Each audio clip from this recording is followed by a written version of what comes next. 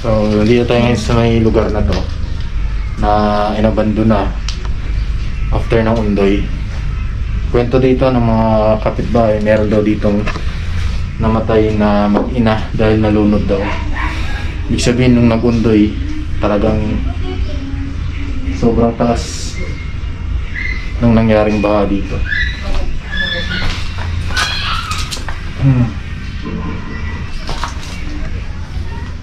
So, laki, bahay lang pala to guys, no? Napakalaking bahay.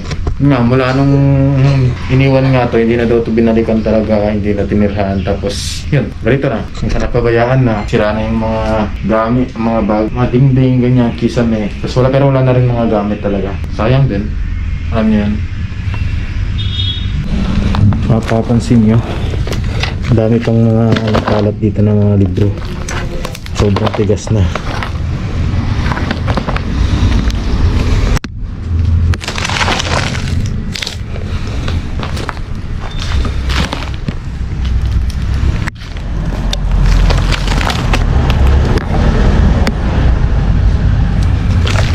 Tingin ko may mga pumapasok din dito kasi daming mga parang mga bagong basura na makikita. Gaya ng Mountain Dew na yan. Lalibig. No? Siguro yung mga pumapasok din dito nga nagko-content sa kanila din galing. Pasukin natin yung loob, tingnan natin kung ano pa merong, kung ano pa makikita natin dito sa loob. Pasukin natin yung yung loob nito, tingnan natin kung ano pa makikita natin sa loob. At yan, kung ano ba pwede ba makita natin na nangyari dito sa lugar. Ito parking lot to eh.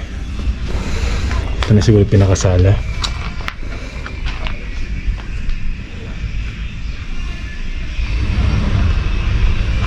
Ito bilang bro.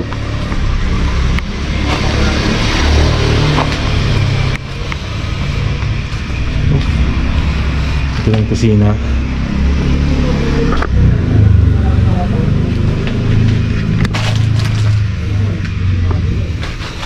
Wala na talaga.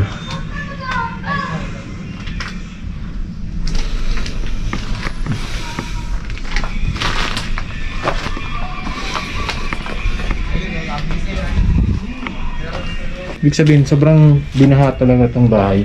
Ibig sabihin, sobrang taas pa ng baha na nangyari. Kasi, umabot siya dito. Siguro, possible din na totoo talaga yung sinabi ng mga kapitbahay na may nalunod ditong mag-ina.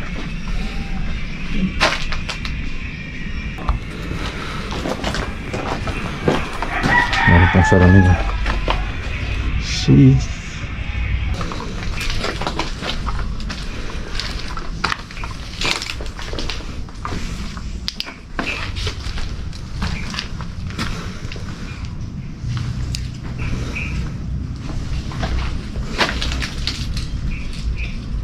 So may maliit na daanan dito papasok dito sa lugar.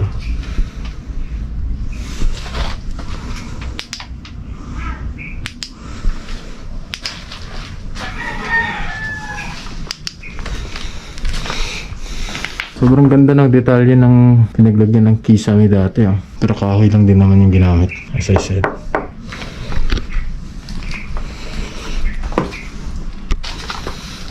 What's in here? So ito, lababo. And here, ayun, kusina lang din. So sa area na to, pwedeng dining, pwedeng sala pa rin nila. Kasama na nandun.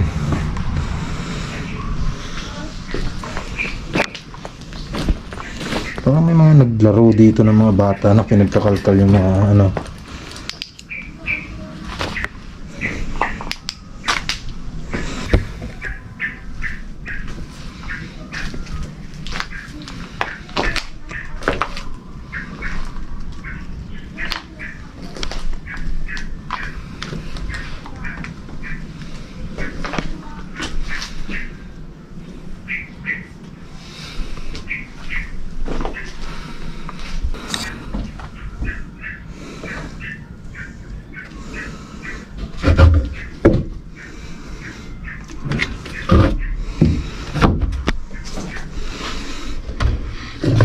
What's this?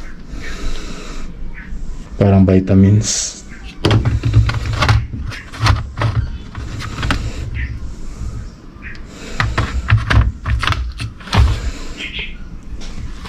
DVD.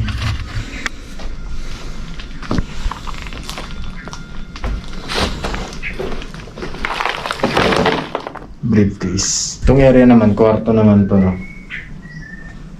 Hindi ko alam kung bakit sa lahat ng bahay na nandito parang ito lang yung hindi nag-survive. Siguro dahil nga wala na yung mag-aalaga na itong bahay, kaya napabayaan na talaga. Pero mga tabing bahay naman nito is, alam mo yun, nakabangon naman, hindi naman napabayaan. Kaya possible na dahil nawala talaga na yung mga may-ari nito, namatay na, ganyan, dahil sa sakuna na nangyari nakaraang panahon. Ito, ang ganda ng area na to, hindi ko alam kung angas, no?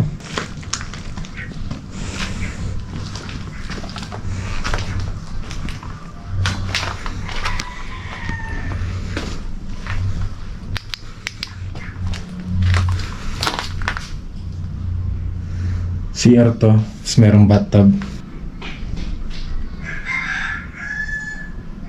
Ruins na lang.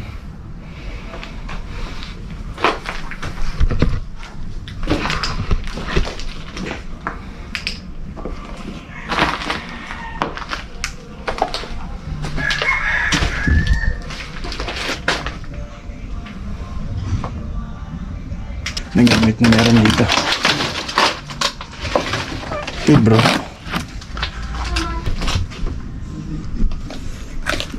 Ligas na rin to.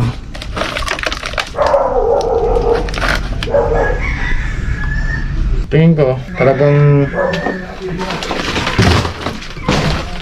dati napakagandang bahay din talaga nito. Kasi no, sa itsura, kung imaginein mo yung mga pinasukan natin mga pinto, kung imaginein mo kung ano itsura niya dati, it looks great. Parang tingin ko mahilig din magbasa yung may-ari ng bahay na to, kasi ito may mga bookshelves dito, tapos marami nagkalat talaga ng mga libro dito. Yun, and wala na rin sa lugar na to, talagang basura na lang talaga din. Meron pa tayong isang papasukin na bahay at ito na nga yun.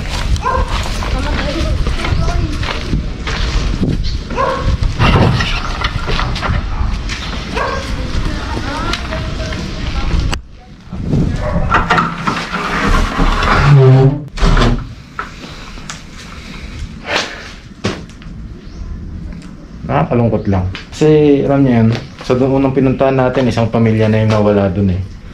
Isang tahanan na rin na alam mo yung pinaghirapan na tahanan mo binuo, tapos ganun nangyari.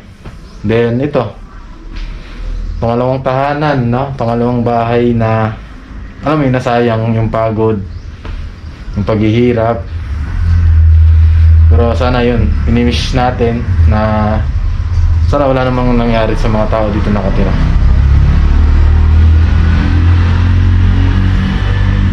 Look, mess. Mukhang basura na rin talaga yung meron dito sa loob.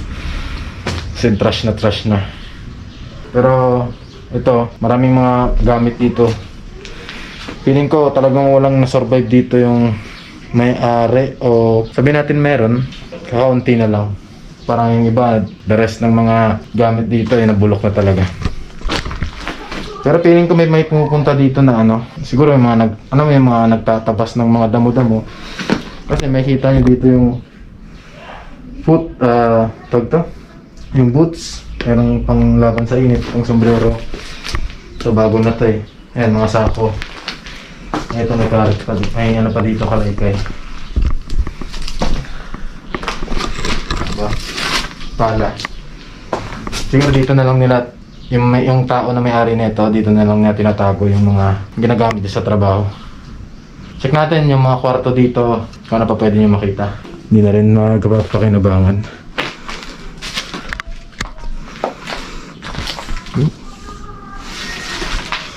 Mga drawer.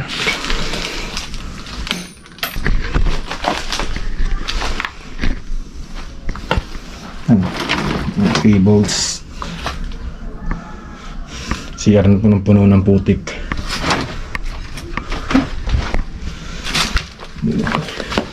What's this? Hindi ko lang kung plaka to eh. Ano yan? Ang ginagamit sa mga sinaunang DVD. Ano yung plaka? Look, Jollibee. Ano? Teletubbies.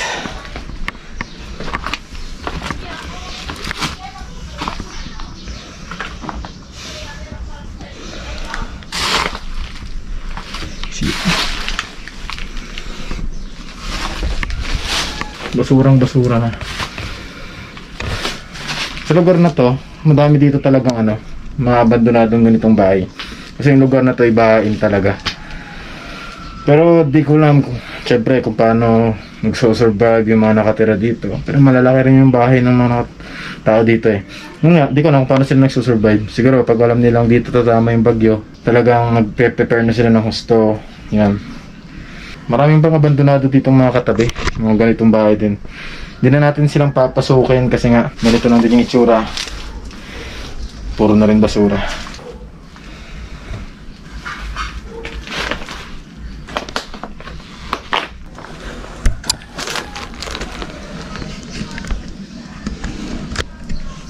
Gaya yan. Wala na rin talaga.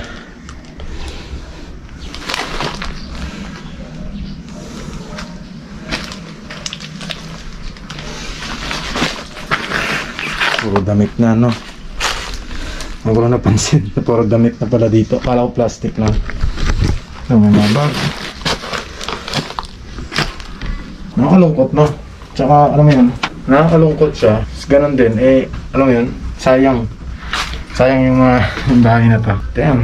Pero yun nga, lagi ko sinasabi, tayong mga nakaka-appreciate ng mga abandonado, para sa atin, napakaganda pa rin. No? Saka sa atin, the best pa rin tong lugar. Dahil sa mga nangyari, history, na sana hindi nangyari. Pero yun nga, dahil sa kwento ng bahay na to, yun na lang yung bumubuhay dito sa lugar. Yung mga kwento na ng mga nangyari dito, yun na lang, yung mga memories, masama man o maganda, yun na lang, yung namamalaging nakatira dito sa lugar na to. May pinaplano pa akong pasukin na abandonado malapit dito, parang school daw. Yung i-check natin. Abangan nyo na lang. Kita-kits na lang tayo dun. See you there. I